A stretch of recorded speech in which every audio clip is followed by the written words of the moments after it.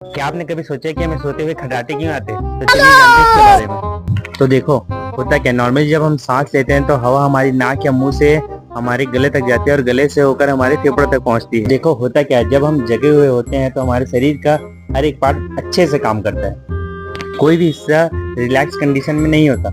लेकिन जब हम लोग सो रहे होते हैं तो हमारा शरीर रिलैक्स कंडीशन में होता है, मतलब हमारे गले की मसल भी रिलैक्स कंडीशन में होगी। और रिलैक्स कंडीशन में होने के कारण जब हम सांस गले से लेते हैं तो हवा जब अंदर जाती है तो उसे हवा को जाने के लिए जगह जो होती है कम पड़ जाती है, और जगह कम होने के कारण हवा ज्यादा प्रेशर बनाएगी और दूर दूर की आवाज आना चालू हो जाएगी।